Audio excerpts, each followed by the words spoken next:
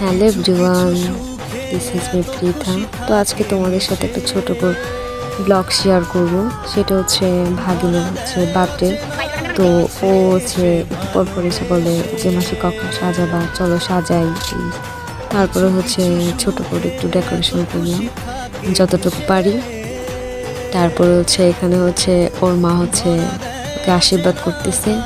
ওর নাকি খুব শখ ছিল যে রূপার চেইন পরবে, ব্রেসলেট পরবে। তো তাকে তার মা গিফট করছে। তো দেখো, কিছু কিছু সুখে এত খুশি থাকে মিশে,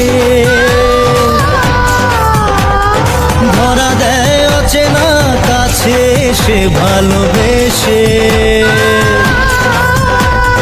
কিছু কিছু সুখে এত খুশি থাকে মিশে,